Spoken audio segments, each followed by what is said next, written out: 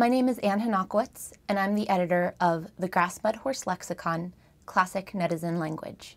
The Grass-Mud Horse Lexicon is a wiki that is part of ChinaDigitalTimes.net. It's a collection of words created by Chinese internet users, or netizens, that have a political connotation. On the Chinese internet, you have the staid, somewhat dry language of the state media, and in stark contrast to that, you have the lively, sometimes raunchy, sometimes fantastic language of Chinese netizens.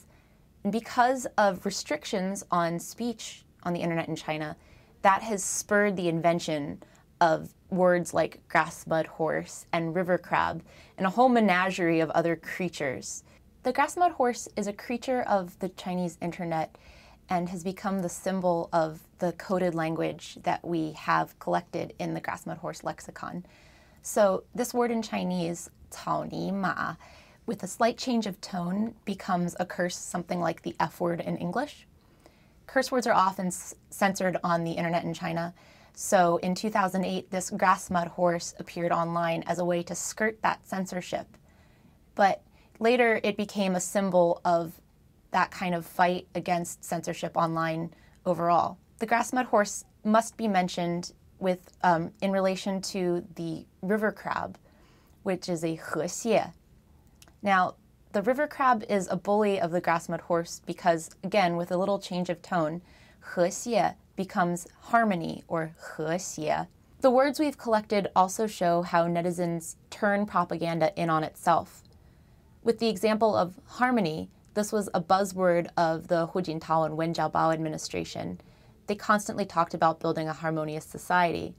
So when netizens started saying that their blog posts had not been deleted but harmonized, they had undermined the meaning of harmony. And so harmony then became the river crab to get around censorship of that term. And that is how the river crab and the grass-mud horse came locked in furious battle.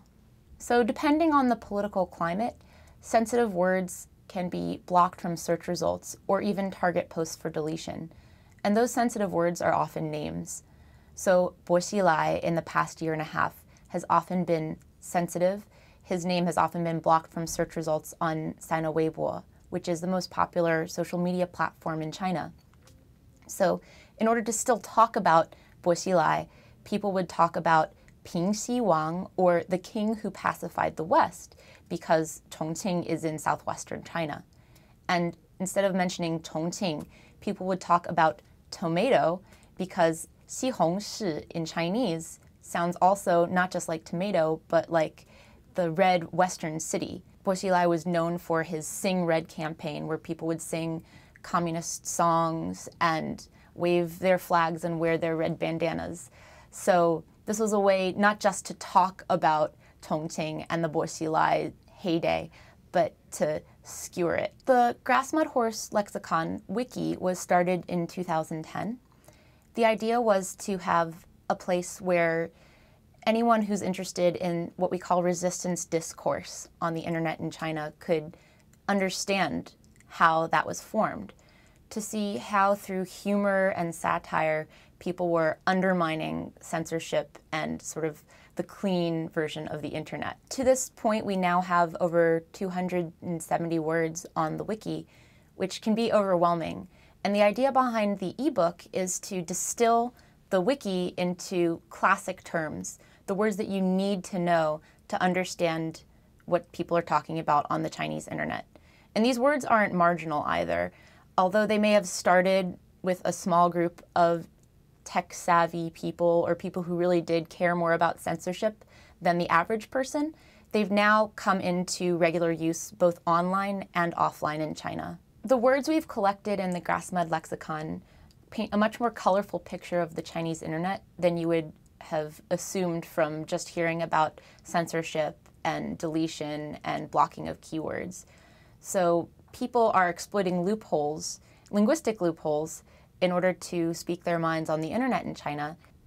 Just because these coded words are invented doesn't mean that that solves the problem of censorship.